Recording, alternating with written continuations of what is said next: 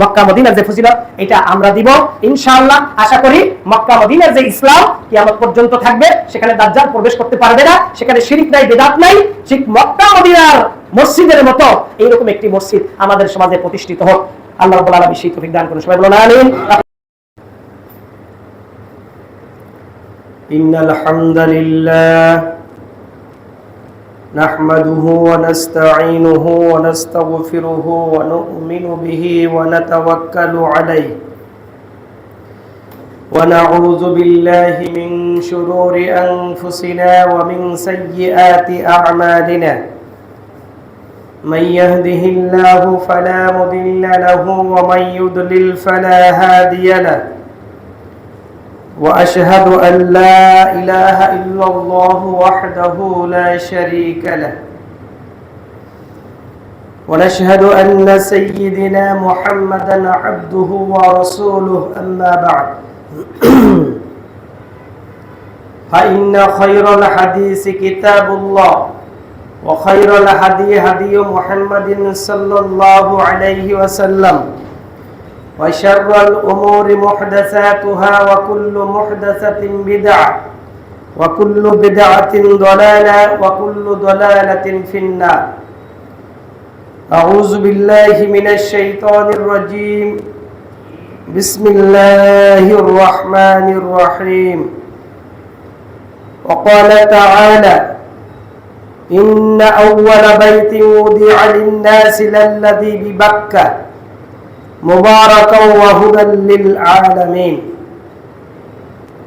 وقال تعالى أيضا آخر سبحان الذي أسرى بعبده ليلا من المسجد الحرام إلى المسجد الأقصى الذي باركنا حوله لنريه من آياتنا إنه هو السميع العليم. وقال النبي صلى الله عليه وسلم لا تشد الرحال إلا إلى ثلاثة مساجد المسجد الحرام ومسجد الرسول صلى الله عليه وسلم ومسجد الأقصى رواه البخاري أو كما قال عليه الصلاة والسلام.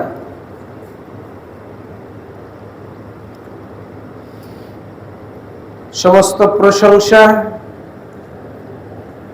এবং যাবতীয় তারিফ গুণগান সেই মহান আল্লাহ সুবহানাহু ওয়া তাআলার জন্য, যে আল্লাহ সুবহানাহু ওয়া তাআলা আমাদেরকে একটি পবিত্র দিনে, একটি পবিত্র মুহূর্ত সেই মহান আল্লাহ সুবহানাহু ওয়া তাআলার একমাত্র ইবাদত বন্দিগির জন্য একটি উৎকৃষ্ট সময় আমাদের শারীরিক মানসিক সুস্থতা দান করে আল্লাহর কতিপয় বান্দাদেরকে এই মসজিদ পর্যন্ত আসার তৌফিক দান করেছেন। এজন্য আমরা সকলেই কালিমাতুশ শুকর আদায় করছি এবং পড়ুন আলহামদুলিল্লাহ।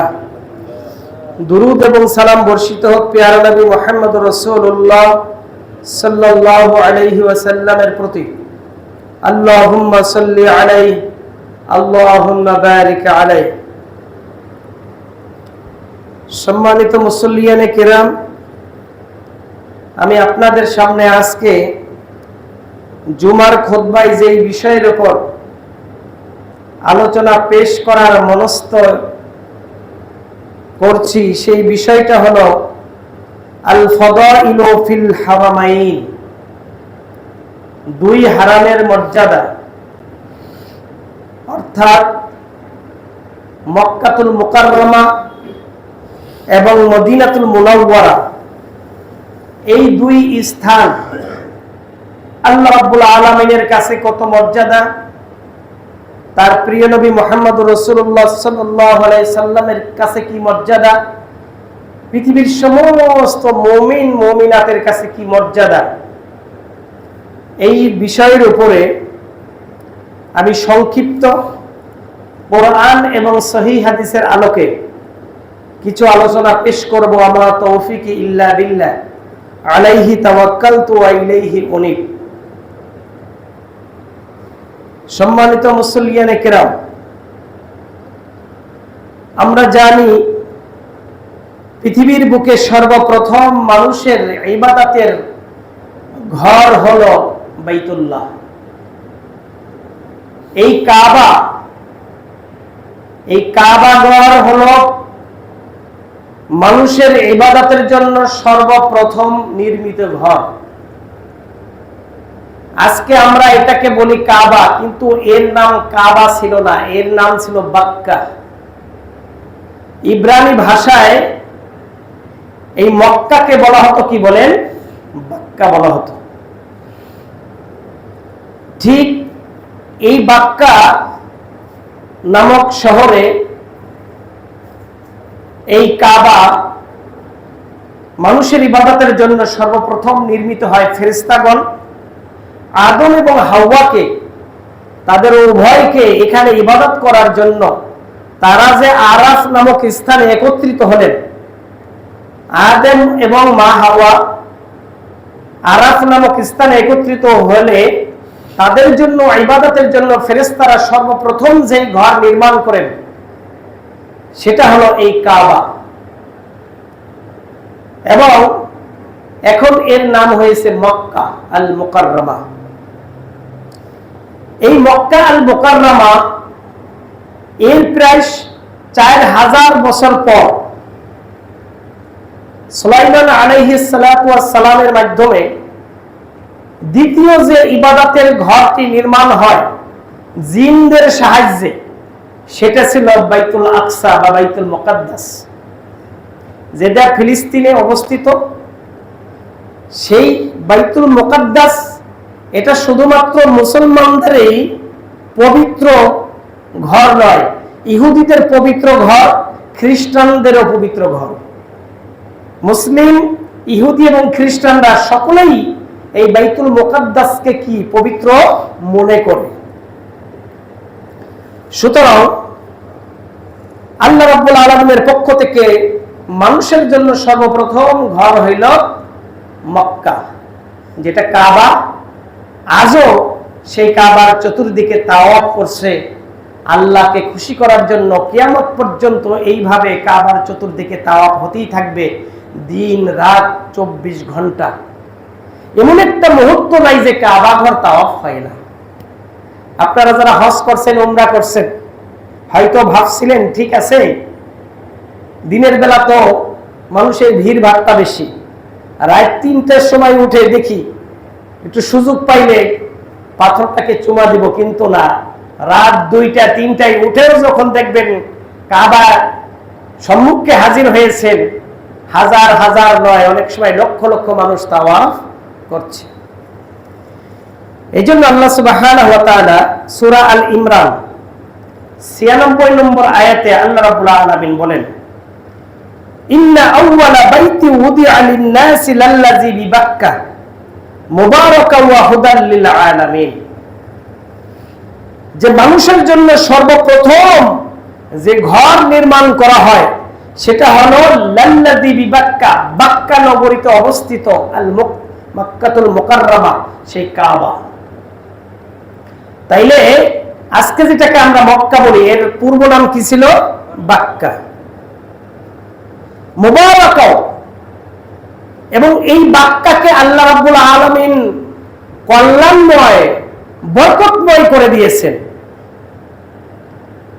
এই মক্কা কাবা গৃহে যিনি যাবেন, ইবাদত করলেও সওয়াব, বসে থাকলেও কি সওয়াব। এমন কল্যাণ দিয়ে আল্লাহ রাব্বুল আলামিন এই মক্কাতুল মুকাররমা কে ঘিরে রেখেছেন। সেখানে যদি বসে বসে থাকেন তাও আপনার কল্যাণ, দাঁড়িয়ে থাকলেও কল্যাণ, শুয়ে থাকলেও কল্যাণ, ইবাদত করলেও কল্যাণ। মুবারাকা ওয়া হুদাল লিল আলামিন, এবং বিশ্ববাসীর জন্য একমাত্র হেদায়েতের কেন্দ্র হলো মক্কাতুল মুকাররমা। বিশ্বের কোথাও যখন হেদায়েত থাকবে না, বিশ্বের কোথাও যখন সঠিক দিক নির্দেশনা থাকবে না, সেই সময় আর কোথাও না থাকলেও মক্কায় হেদায়েত থাকবে। মক্কায় কোরআন এবং হাদিসের আমল সেখানে চর্চা থাকবে। আজকে পৃথিবীর বিভিন্ন এলাকা থেকে ইসলাম আজকে উঠে যাচ্ছে। রাষ্ট্রে ইসলাম নাই, সমাজে ইসলাম নাই, এমনকি মসজিদেও সঠিক কোরআন হাদিসের আমল নাই। কিন্তু এক জায়গায় আছে, সেটা হলো মক্কাতুল মুকাররমা এবং মদিনাতুল মুনাওয়ারা। সেখানে কোরআন এবং সহিহ হাদিসের স্পষ্ট আমলগুলো আজও আছে, ইনশাআল্লাহ কিয়ামত পর্যন্ত থাকবে। কারণ আল্লাহর নবী একটি ভবিষ্যৎবাণী করে গিয়েছিলেন, পৃথিবীর সমস্ত জায়গায় দাজ্জাল পরিভ্রমণ করে মানুষদেরকে, ঈমানদারদেরকে কাফের বানাবে, কিন্তু দুইটা জায়গায় প্রবেশ করতে পারবে না। সেই দুইটা জায়গার নাম কি বলেন? মক্কাতুল মুকাররমা আর মদিনাতুল মুনাওয়ারা।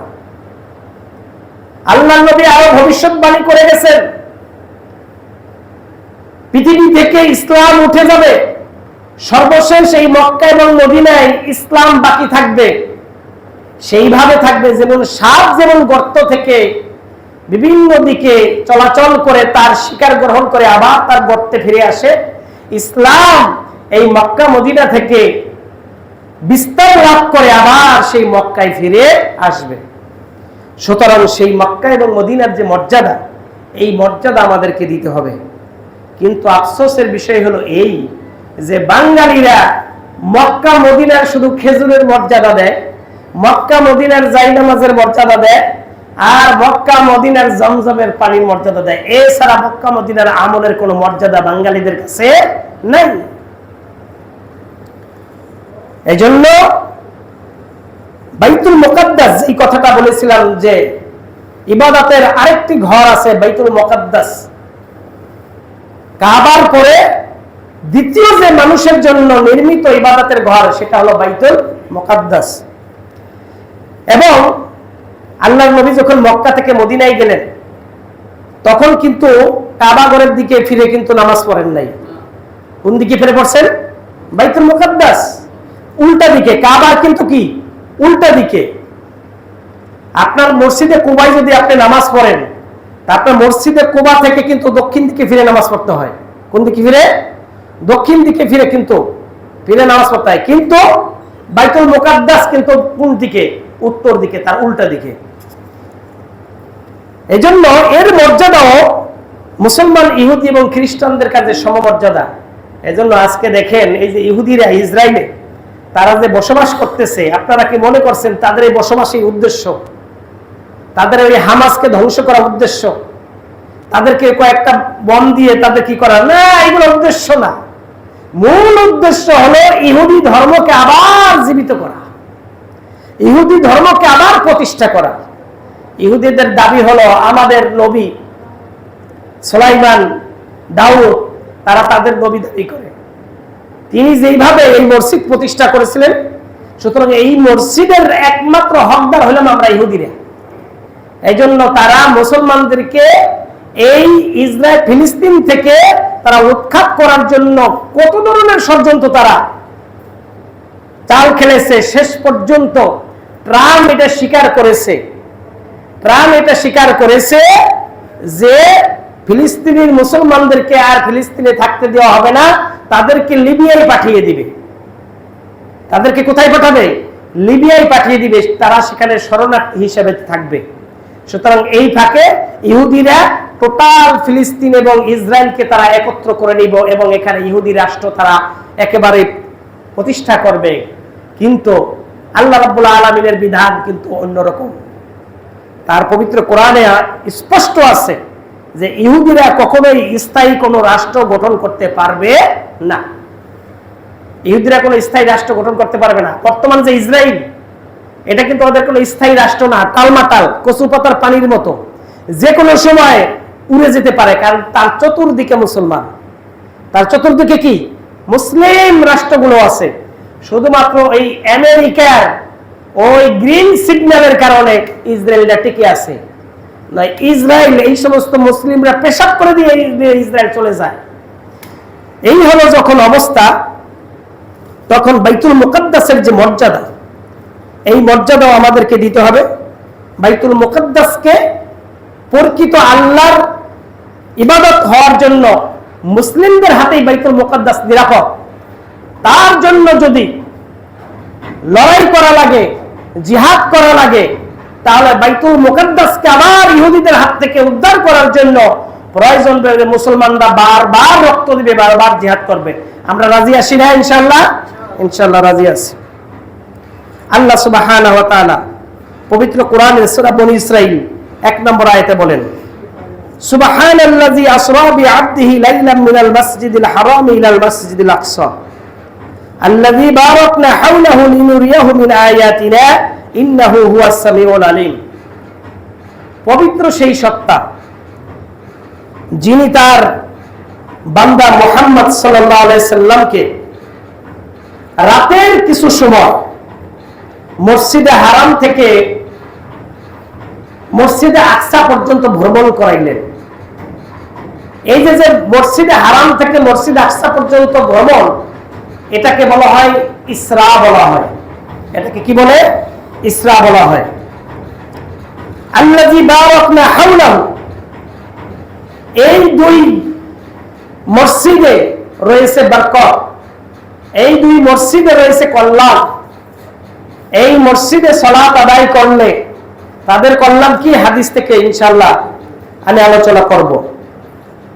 লিনুরিয়াহু মিন আয়াতিনা, আমি মুহাম্মদ সাল্লাল্লাহু আলাইহি সাল্লামকে এই যে ভ্রমণ করাইলাম, এটা এজন্য যে আমি তাকে নিদর্শন দেখাতে পারি। লিনুরিয়াহু মিন আয়াতিনা, যাতে করে আমি তাকে নিদর্শন দেখাতে পারি। এইগুলো হলো আল্লাহর নিদর্শন। আল্লাহকে দুনিয়ায় দেখা যাবে না, দেখা সম্ভব না। এই চর্মচক্ষু দিয়ে আল্লাহ সুবহানাহু ওয়া তাআলাকে দুনিয়ার কোন নবী রাসূলরাও দেখতে পান নাই। এমনকি মুহাম্মদ সাল্লাল্লাহু আলাইহি সাল্লাম যে মিরাজে গিয়েছিলেন, মিরাজ থেকে আসার পরে আয়েশা রাদিয়াল্লাহু তাআলা আনহা জিজ্ঞেস করেছিলেন, হে আল্লাহর নবী, আল্লাহ রাব্বুল আলামিন আপনার সাথে কি আচরণ করেছেন এবং তার কি দিক নির্দেশনা দেখেছিলেন? আয়েশা রাদিয়াল্লাহু তাআলা আনহার কাছে যে কথাটা বলেছিলেন, আয়েশা রাদিয়াল্লাহু তাআলা আনহা অন্য সাহাবীরা প্রশ্ন করেছিল যে আল্লাহর নবী কি মিরাজে গিয়ে আল্লাহকে দেখেছেন? তখন আয়েশা রাদিয়াল্লাহু তাআলা আনহা বললেন, যেই ব্যক্তি বলবে যে আল্লাহর নবী মিরাজে গিয়ে আল্লাহকে দেখেছেন, ফাকাদ কাযিবা, সে মিথ্যা কথা বলল। আল্লাহ রাব্বুল আলামিন কে মিরাজে গিয়ে রাসূল সাল্লাল্লাহু আলাইহি সাল্লাম দেখেন নাই, স্পষ্ট বুখারীর হাদিস আছে। তো এই যে নিদর্শন, মক্কা একটি নিদর্শন, বাইতুল আকদাস একটি নিদর্শন, চাঁদ আল্লাহর নিদর্শন, সূর্য আল্লাহর নিদর্শন, তারকা আল্লাহর নিদর্শন। আল্লাহকে দেখা সম্ভব নয়, কিন্তু আল্লাহর এই নিদর্শনগুলো দেখে প্রকৃত যারা মুমিন, প্রকৃত যারা মুসলিম, তারা বুঝতে পারেন যে আল্লাহর অস্তিত্ব আছে, আল্লাহ আছেন, এই অস্তিত্ব আছে।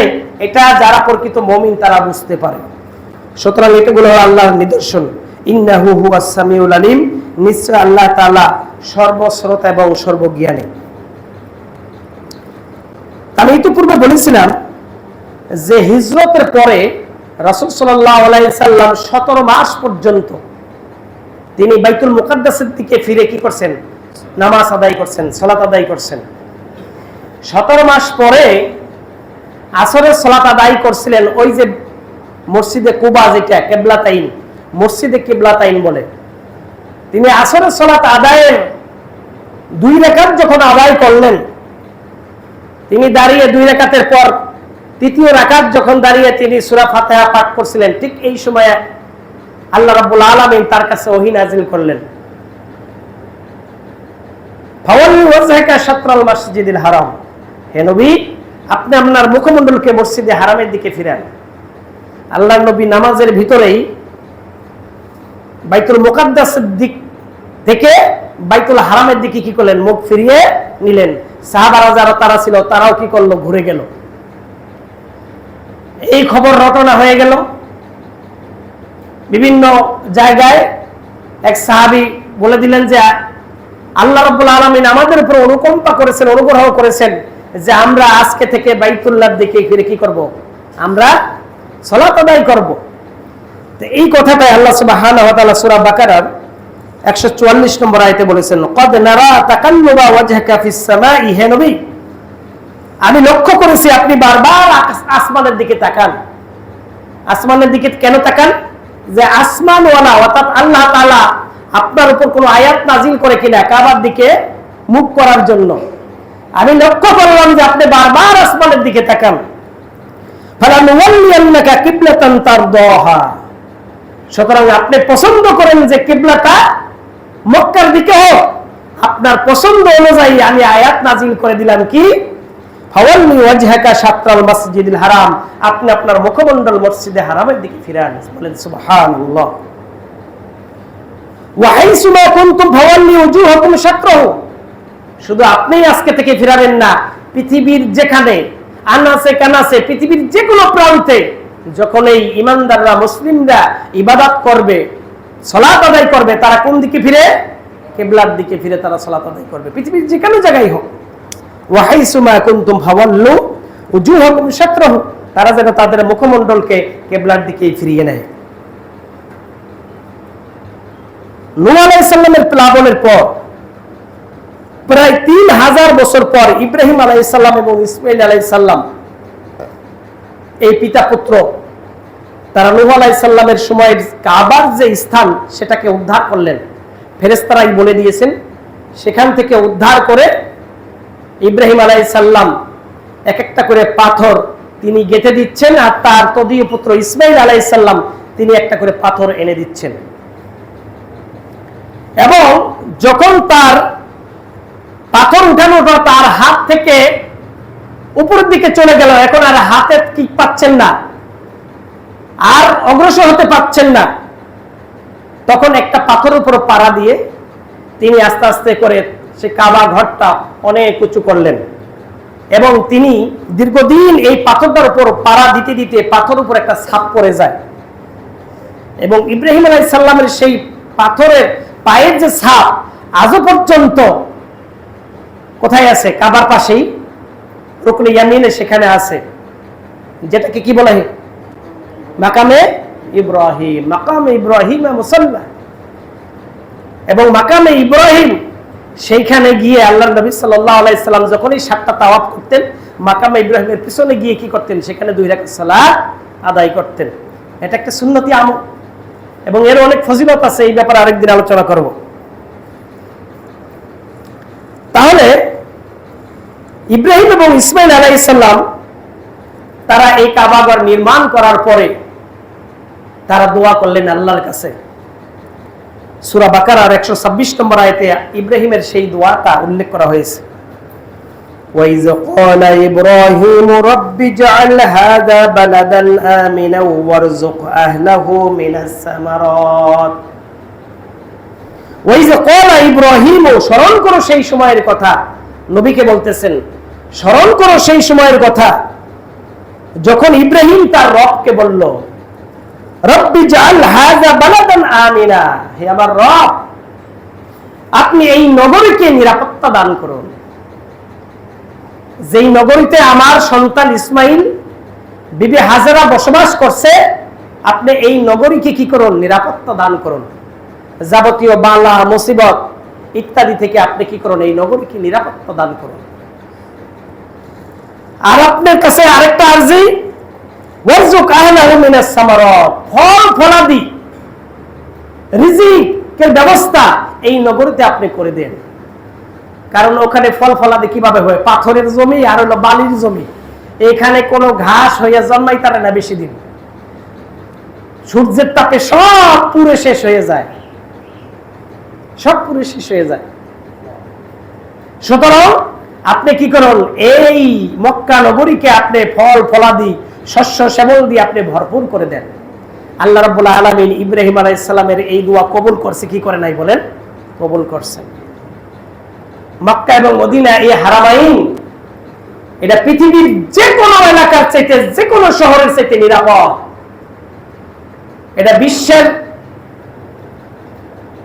যে সমস্ত ডিকশনারি আছে এখানে সার্চ দিলে পাওয়া যাবে বিশ্বের মধ্যে সবচাইতে নিরাপদ নগরী কোনটি। যেই নিরাপদ নগরীতে একই সাথে পুরুষ এবং মহিলা তাওয়াফ করতেছে, সালাত আদায় করতেছে, জিকির আজকার করতেছে। আজ পর্যন্ত এই হারামাইনের ভিতরে একটা নেক্কারজনক ঘটনা তো দূরের কথা, একটা জিনা ব্যভিচার তো দূরের কথা, একজন মহিলার দিকে তাকাবারও কোনো সময় নাই। পৃথিবীর মধ্যে সবচাইতে নিরাপদ নগরী হলো দুইটি, একটা হলো মক্কাতুল মুকাররমা, একটা হলো মদিনাতুল মুনাওয়ারা।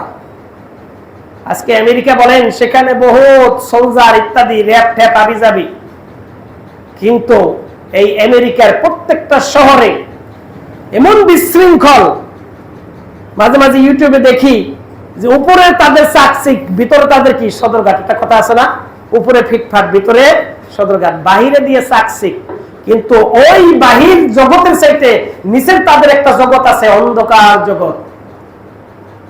সেই অন্ধকার জগৎটা তারা ফলাও করে দেখায় না, তাদের একটা অন্ধকার জগৎ আছে। তাহলে আজকের সেই নিউ ইয়র্ক, আজকের সেই বড় বড় শহরগুলো, সেখানে মানুষ কিন্তু বাহির দিয়ে শুধু টাকা যার আছে সেই একটু ভালো আছে, যার টাকা নাই সে না খাইয়াও মরে। তাহলে নিরাপদ নগরীর ব্যাপারে ইব্রাহিম আলাইহিস সালাতু ওয়াস সালাম আল্লাহর কাছে যে দোয়া করেছিলেন, আল্লাহ পাক সেই দোয়া কবুল করছেন। আজও সেই নিরাপদ আছে, কিয়ামত পর্যন্ত মক্কা এবং মদিনা নিরাপদ থাকবে।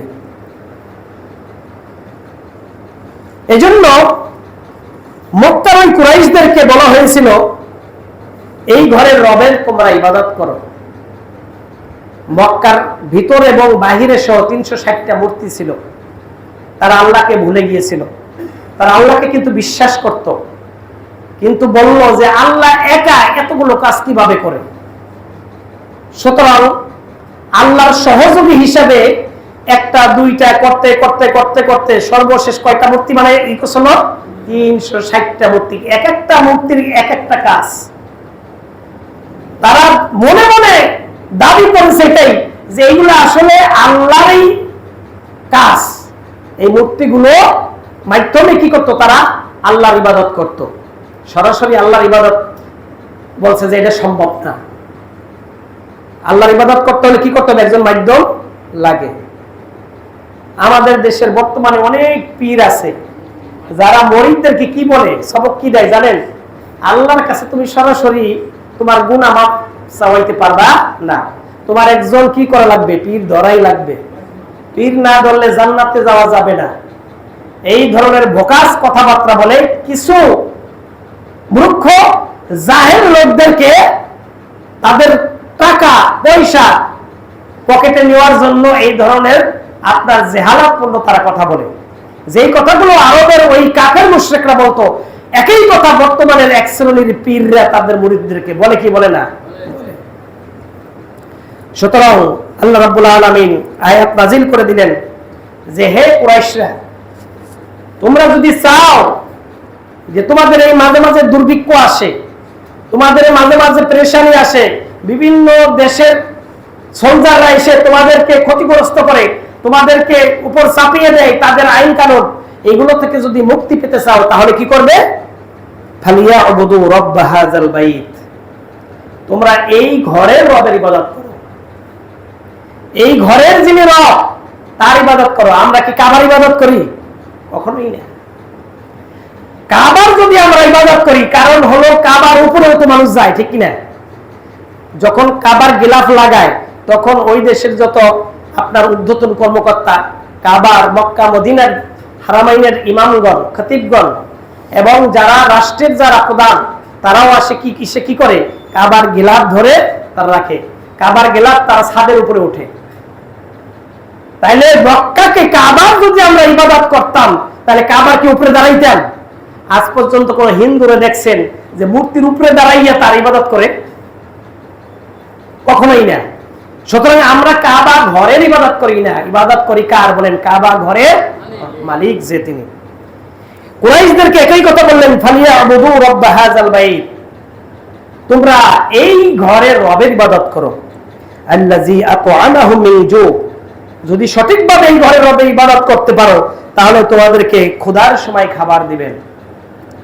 তোমাদেরকে সিরিয়া, তারপরে বিভিন্ন মিশর, এই সমস্ত দেশগুলো গিয়ে তোমাদের ব্যবসা বাণিজ্য করে তোমাদের পরিবার পরিজনকে চালাইতে হয়। সুতরাং আল্লাহ তোমাদেরকে ক্ষুধার সময় খাবার দিবেন, ওয়া আমানাহুম মিন খাউফ, এবং ভীতির সময় নিরাপত্তা দান করবেন। কারণ এই মক্কা নগরী বিভিন্ন সময় পথ পরিবর্তন হয়েছে। অনেক সময় আপনার এই মক্কা নগরীকে অন্য দেশের লোকেরা এসে কি করছে? দখল করছে। এটা একটা গেল আপনার আইয়ামে জাহেলিয়াতের যুগের ঘটনা, 1200 সালের দিকের ঘটনা। 1200 সালের দিকে তুর্কিরা কিন্তু গোটা সৌদি আরবকে আপনার তাদের রাজত্ব তারা কায়েম করছে। আর তুর্কিরা তারা কিন্তু তুর্কিদের শাসনটা এটা কিন্তু ইরানের লোকেরা শাসন করছে। এজন্য তুর্কিদের শাসনটা কিন্তু সিয়াদের শাসন। কাদের শাসন? সিয়াদের শাসন। সুতরাং তুর্কিরা 100-200 বছর নয়, 1200 সাল থেকে প্রায় 1800 সাল পর্যন্ত কত বছর হয়? 600 বছর। কত বছর? 600 বছর পর্যন্ত এই তুর্কিরা এই গোটা আরব দেশ, এশিয়া, এগুলা কিন্তু ওরা শাসন করছে। ফলে শাসন করার এই 600 বছরে ওরা কোরআন এবং হাদিসের উপর অনেক অত্যাচার করছে।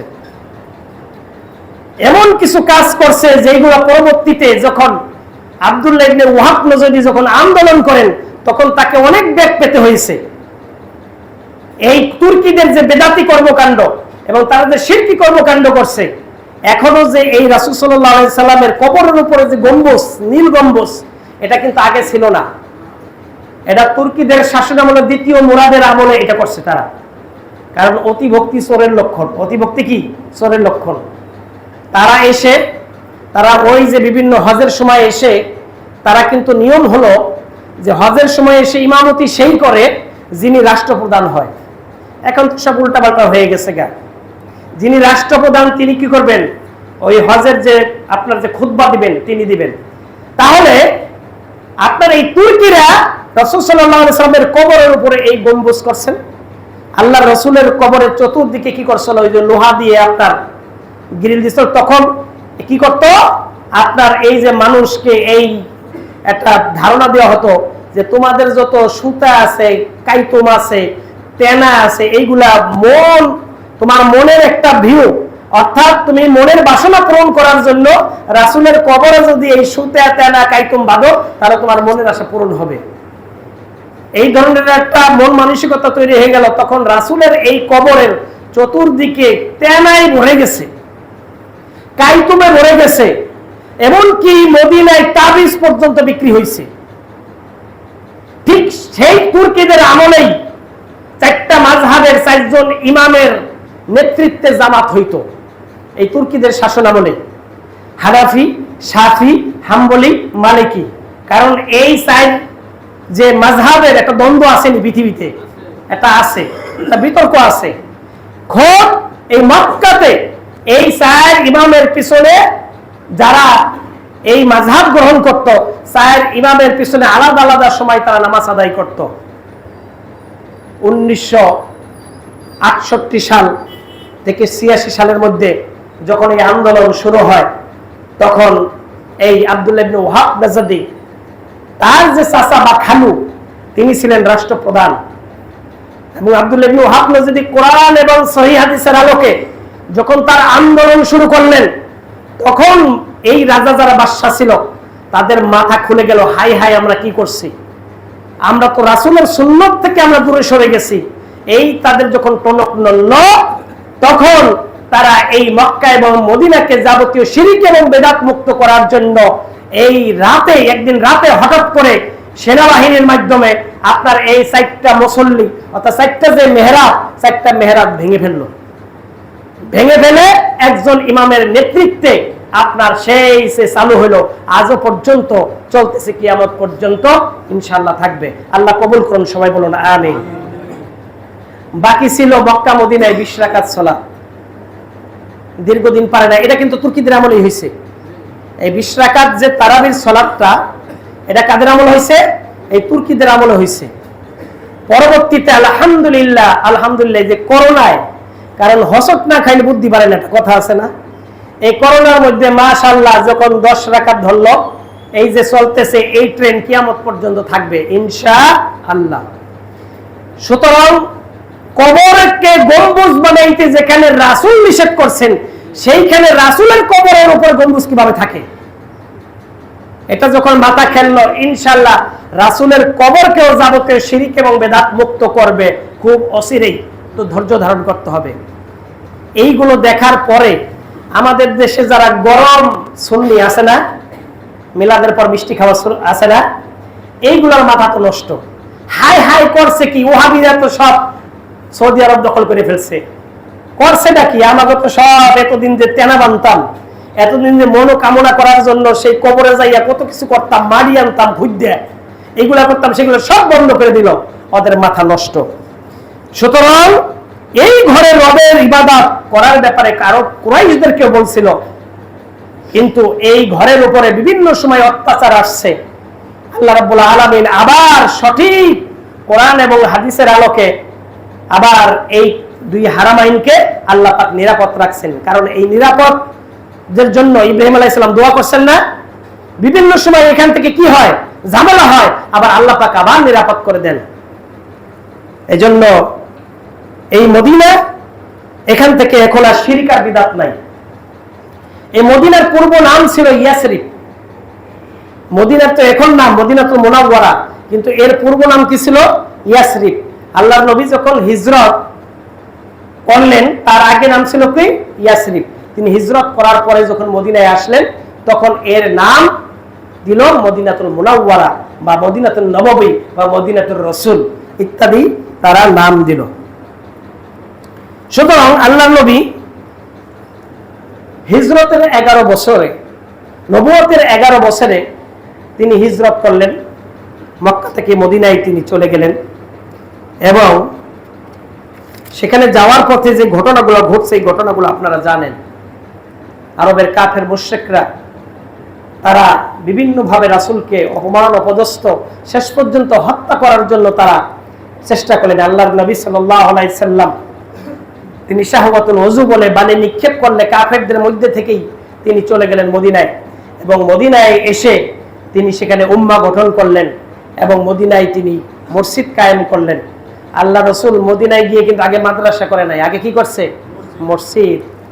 মসজিদ ভিত্তিক মাদ্রাসা, মসজিদ ভিত্তিক কি হবে? মাদ্রাসা হবে। আল্লাহ রাসূল মসজিদ কায়েম করছে।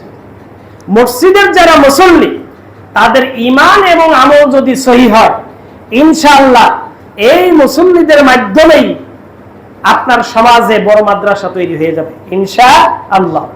এখন বর্তমানে বিষয়টা হলো এই যে মাদ্রাসা এবং মসজিদ এটা খুবই গুরুত্বপূর্ণ। কারণ এখন হলো যে মাদ্রাসা যদি টিকে থাকে তাহলে কিন্তু মসজিদ টিকে থাকবে, আবার মসজিদ যদি টিকে থাকে মাদ্রাসাও টিকে থাকবে। তো এখন আপনারা যারা আসছেন এখানে মসজিদ কায়েম আছে আলহামদুলিল্লাহ। এখানে যে পরিবেশ, এখানে একটি মাদ্রাসা যেখানে কোরআন এবং সহিহ দ্বীন শিক্ষা লাভ করতে পারে, এইরকম একটি প্রতিষ্ঠান এইখানে হোক, এটা আমরা সবাই চাই। তো আল্লাহ রাব্বুল আলামিন কবুল করুন, বলেন আমিন। আল্লাহ রাব্বুল আলামিনের ইশারা, তার রহমত ছাড়া কিছুই হবে না।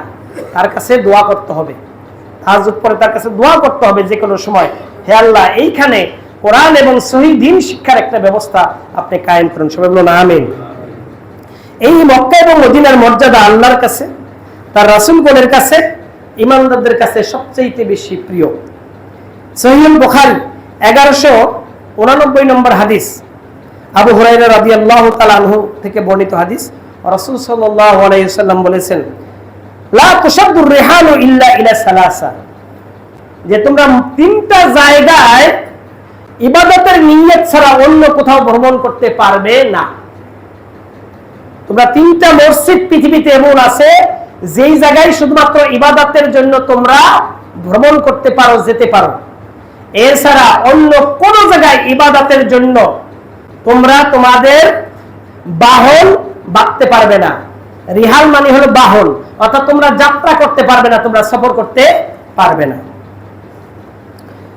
মাসাজিদুল আল মসজিদুল হারাম, এই মসজিদগুলোর মধ্যে একটা মসজিদ হলো মসজিদে হারাম। এই মসজিদে হারামেই সফর করা যাবে শুধুমাত্র কিসের জন্য?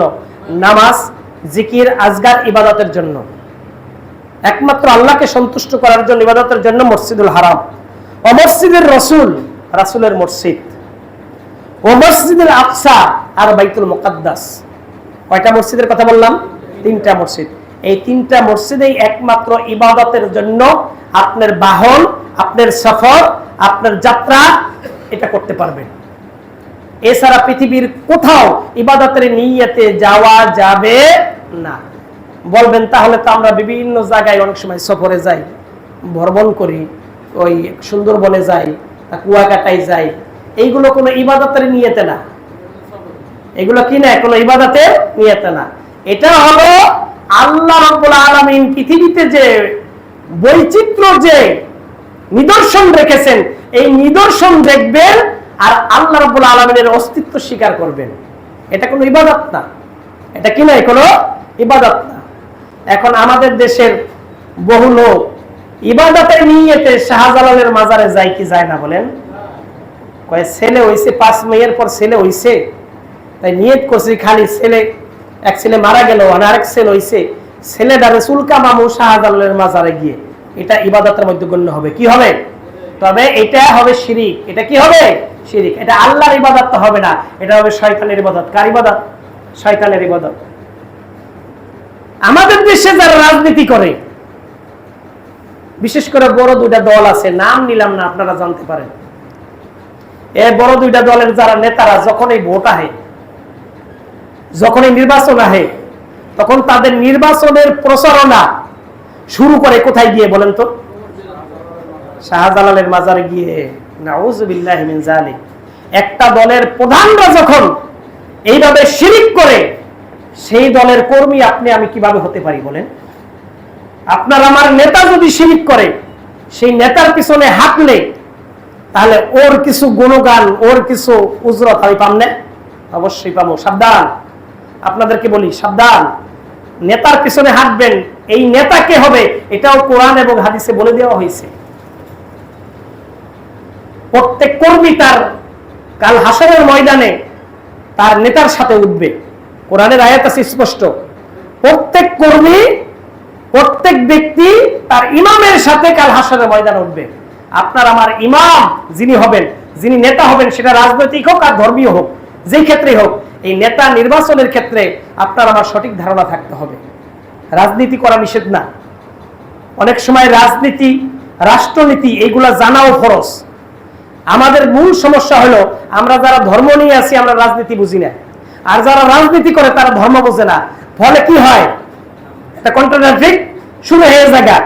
ফলে একটা বিভেদের যে দেয়াল তৈরি হয়ে গেছে, এই বিভেদের দেয়ালের কারণে আমাদের দেশের মানুষের চাইতে দল বেশি। ঠিক কিনা বলেন? মানুষের চাইতে কি দল বেশি। সুতরাং এত দল থাকা একটা রাষ্ট্রের জন্য ভালো শুভকামনা না।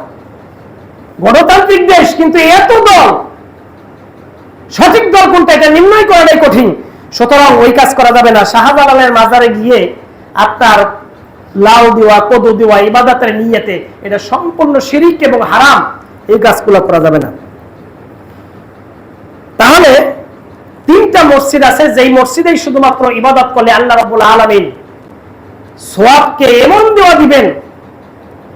রাসূল আকরাম সাল্লাল্লাহু আলাইহি সাল্লাম বলেছেন, সহিহ বুখারী হাদিস রয়েছে 1190 নম্বর হাদিস। আবু হুরায়রা রাদিয়াল্লাহু তাআলা আনহু বলেন, রাসূল সাল্লাল্লাহু আলাইহি সাল্লাম বলেছেন, সালাতুন ফি মসজিদি হাযা খায়রুম মিন আলফি সালাতিন ফিমা সাওয়াহু। যে আমার এই মসজিদ অর্থাৎ মসজিদে নববীতে এক রাকাত অথবা এক ওয়াক্ত সালাত করলে অন্য যে কোনো মসজিদের তুলনায় 1000 গুণ বেশি সওয়াব হবে। বলেন সুবহানাল্লাহ। কত গুণ বেশি? 1000 বেশি সওয়াব বেশি হবে। ইল্লাল মসজিদুল হারাম, তবে মসজিদে হারাম ছাড়া। মসজিদে হারাম কত গুণ? 1 লক্ষ। মসজিদে হারাম কত গুণ? 1 লক্ষ। তবে মসজিদে নববীর ব্যাপার অন্য একটা রায়াত আছে 5000, অন্য একটা রায়াতে কি আছে 5000, বুখারীতে আছে 1000, আর আপনার 50000ও আছে। হ্যাঁ, বুখারীতে 1000 এর কথা আছে, আর বাইতুল মুকাদ্দাসে কত? 500। তাইলে এই মসজিদগুলোতে নামাজ আদায় করলে, আমাদের এখানে 1 ওয়াক্ত নামাজ পড়লে যেই সওয়াব তার চাইতে কয়েক হাজার গুণ বেশি সওয়াব দিবে বাইতুল্লাহ নামাজ আদায় করলে। সুতরাং সেই বাইতুল্লাহ আজকে হাজার হাজার লক্ষ লক্ষ হাজী সাহেবরা সেখানে সেই পানে তারা চলছে, লাব্বাইক আল্লাহুম্মা লাব্বাইক, লাব্বাইক লা শারীকা লাক লাব্বাইক, ইন্নাল হামদা ওয়ান নি'মাতা লাক লা শারীকা লাক। এই যে স্লোগান, এটা কিন্তু মুসলিম উম্মার কি স্লোগান, এবং এটা একটা নিয়ত। এটা কি নিয়ত, স্লোগান এবং নিয়ত, দুইটাই এটার ভিতরে আছে। কোন নিয়ত কিন্তু মুখে বলা জায়েজ নাই। এই নামাজের নিয়ত, এটা যখন ওযু করছে নিয়ত করে আসছেন না, এখন আয়েশা একদিকে ইকামত হইতেছে আর অন্যদিকে নাওয়াইতু আন উসাল্লি লিল্লাহি তাআলা রাকাতাই সালাতিল অমুক, ঠিক না? এগুলা কি বলা যাবে মুখে? কোনো দরকার নাই। কারণ আপনি যখন ওযু করছেন তখন আপনার নিয়ত আছে যে গিয়ে আমি 2 রাকাত আগে দুখুলুল মসজিদ নামাজ আদায় করব, সময় পেলে আরো পড়ব, এরপরে 2 রাকাত কি করব? জুমার ফরজ নামাজ আদায় করব। এগুলা নিয়ত হয়ে গেছে না ওযু করার সময়? ওটাই যথেষ্ট। এখন যদি মুখে বলেন তাহলে এটা হয়ে যাবে আপনার নিজের মন গড়া অতিরিক্ত, যেটাকে বলা হয় বেদআত। যেটাকে কি বলা হয়? বেদআত। এই বেদআত করা যাবে না। সুতরাং আপনার এই যে নিয়ত একমাত্র লাব্বাইক আল্লাহুম্মা লাব্বাইক, এই লাব্বাইক যারা সুন্নাত কোরআনে পড়েন তারাই পড়ে নেন। এই লাব্বাইক এটা যেমন অন্তরে নিয়ত, এটা মুখেও বলতে হবে। এটা এই স্লোগানটা মুখেও দিতে হবে, অন্তরেও থাকতে হবে, মুখেও দিতে হবে। এছাড়া কোন নিয়ত মুখে বলা কি নাই, জায়েজ নাই, বেদআত। রোজার নিয়ত হোক, নামাজের নিয়ত হোক, আপনার অন্য কোন নিয়ত হোক, এগুলা মুখে বলা যাবে না। 3 নম্বর যে বিষয়টা, আরেকটা বিষয় বলে আমি আমার আলোচনা শেষ করে দিচ্ছি, সেটা হলো রাউযাতুম মিন রিয়াজিল জান্নাহ। এটা কোথায়? এটা মসজিদে নববীতে রয়েছে। আমাদের দেশে অনেকে হজ করে আইসা সালামি করে, আরে নবীর রওজায় গিয়ে সালাম দিয়েছি। তো নবীর রওজা কোনটা? কয় ওই যে কবর যেটা, এটা তা কবর কি রওজা নেই? ভুল বলে না? চার দোকানে চা খায় আর পান খায়, জর্দা খায় আর সালামি করে। আরে নিয়ে নবীর কবর তো রওজা না, ওখানে লেখাই আছে, উপরে লেখা আছে হাযা কবরুন নবী সাল্লাল্লাহু আলাইহি ওয়াসাল্লাম। এটা হলো নবী করিম সাল্লাল্লাহু আলাইহি সাল্লামের কবর, লেখা আছে কবর। বাংলাদেশে কি কয়? রওজা। রওজাটা কোথায়? আবু হুরায়রা রাদিয়াল্লাহু তাআলা আনহু থেকে বর্ণিত হাদিস, রাসূল সাল্লাল্লাহু আলাইহি সাল্লাম বলেছেন, রওজা হলো মা বাইনা বাইতি ওয়া মিনবারি রাউযাতুম মিন রিয়াজিল জান্নাহ। আমার ঘর, অর্থাৎ আয়েশার যে ঘরটা, আমার ঘর এবং যে মিম্বার, এর মাঝখানের জায়গাটা, এটাই হলো রাউযাতুম মিন রিয়াজিল জান্নাহ। রাউযাতুম মিন রিয়াজ, জান্নাতের বাগান সমূহের একটি বাগান। সুবহানাল্লাহ। এমন একটি বরকতপূর্ণ জায়গা। আগে আপনার যে আসতে পারতো, যাইতে পারতো, পরে ভিড় বাট্টা হওয়ার কারণে এখন আপনার কিন্তু কি হয়, ওখানে আপনার মোবাইলে মেসেজ দিবে। আমি যখন গেলাম মেসেজ আইছে আমার রাত 2টায়, মেসেজ আসার সাথে সাথে গেলাম, দীর্ঘ লাইন রাত 2টাও, যাওয়ার পরে মোবাইল দেখালাম, ওকে। এরপর আস্তে আস্তে ঢুকলাম রাউযাতুম মিন রিয়াজিল জান্নাহ। সেখানে আপনার 2 রাকাত সালাত আদায় করলাম, একটু দীর্ঘক্ষণ থাকার চেষ্টা করলাম, কিন্তু আরো লোকজন আসতেছে, বের করে দিল। তো এই রাউযাতুম মিন রিয়াজিল জান্নাহ, এই ব্যাপারে আল্লাহর নবী আরো বলেছেন, এটা এই রাউযাতুম মিন রিয়াজিল জান্নাহর ভিতর আবার আরেকটা জায়গা আছে। রাউযাতুম মিন রিয়াজিল জান্নাহর ভিতর কি আছে? আরেকটি জায়গা আছে, ও মিম্বারি আলা হাউজি, আর আমার মিম্বারের নিচেই রয়েছে হাউজে কাউসার। সুবহানাল্লাহ। হাউজে কাউসার, হাউজে কাউসারের উপরেই রয়েছে রাসূলের মিম্বার। এই হাউজে কাউসারের পানি যিনি পান করবেন হাসরের ময়দানে, জান্নাতে যাওয়ার আগে তার কোনো পিপাসা লাগবে না। আল্লাহর নবী সবার আগে গিয়ে হাউজে কাউসারের সামনে দাঁড়িয়ে থাকবেন, বসে থাকবেন, আর তার উম্মতদেরকে 1 গ্লাস করে পানি পান করাবেন। জান্নাতে যাওয়ার আগে পিপাসা লাগবে না। এমন পিপাসার্ত হবে হাসরের ময়দান, সূর্য থাকবে 1 মাইল উপরে, মাটি থাকবে তামা তামা, পিপাসায় ছাতি ফেটে যাবে। এইরকম একটি অবস্থায় রাসূলের হাতে 1 গ্লাস হাউজে কাউসারের পানি পান করা, এর চাইতে সৌভাগ্যবান কি আছে কেউ বলেন? ঠিক এই সময় একটা পর্দা পড়ে যাবে। তখন আল্লাহর নবী বলবেন ফেরেশতাদেরকে যে এই পর্দাটা কেন ফেলে দিলে? ওরা তো আমার উম্মত। ফেরেশতারা বলবে, হে আল্লাহর নবী, আপনি জানেন না। ফেরেশতারা কি বলবে? আপনি জানেন না, এরা আপনার ইন্তেকালের পর নতুন নতুন বেদাত সৃষ্টি করছে, নতুন নতুন বেদাত সৃষ্টি করছে। তখন আল্লাহর নবী বললেন, তাই নাকি? সুকান লিমান নাবাইয়ারা মিন বাদি, দূর হও, দূর হও, আমার পরে সুন্নতের পরিবর্তে তোমরা বেদাত সৃষ্টি করেছো। সুতরাং আজকে হাউজে কাউসারের পানি তোমাদেরকে দেওয়া হবে না। আর রাসূলের হাতে সেদিন হাউজে কাউসারের পানি যিনি পান না করতে পারবেন, তার জান্নাতে যাওয়ার কোনো সুযোগ আসেনি। দাঁড়াই থাকতে হবে হাসরের ময়দানে, বিচারের তুলনা হবে।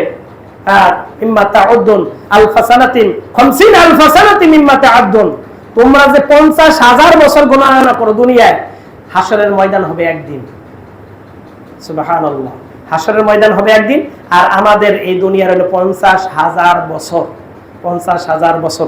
সুতরাং আল্লাহ রাব্বুল আলামিন আমাদেরকে সেই হাসরের ময়দানে আল্লাহ যেন নবীর হাতের সে হাউজে কাউসারের পানি আমাদের সকলকে পান করান, বলুন আমিন।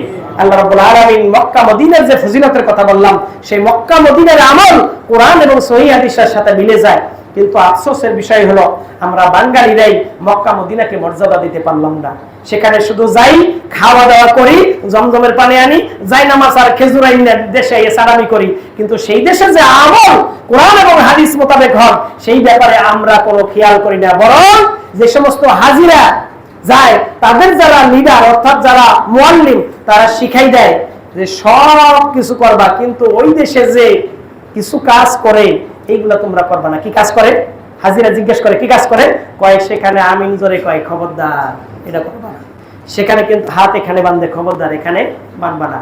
সেখানে রফিয়ে দাইন করে, এটা তোমরা করবা না। বলো কেন করবো না? হাজিরা জিজ্ঞেস করে কেন করবো না, কয় ওরা হলো অন্য মাযহাবে। কোন মাযহাবে? ওরা হলো অন্য মাযহাবে। কোন মাযহাবের হুজুর? ওরা হলো হাম্বলি মাযহাবে। তা হাম্বলি মাযহাবে আজ পর্যন্ত আরবের কোন আলেম, কোন খতিব, কোন ইমাম কি বলছেন যে আমি হাম্বলি মাযহাবের? তাদের একটা বক্তব্য নাই। সুতরাং এই ধরনের মিথ্যা প্রপাগান্ডা করে মানুষদেরকে বোকা বানাইয়া মাযহাবের যে অন্তরকন্দল তারা সৃষ্টি করে। আমরা কোন মাযহাবের অন্তরকন্দল সৃষ্টি করি না, আমরা সকল মাযহাবই মানি। আমরা 4টি মাযহাবকেই শ্রদ্ধা করি।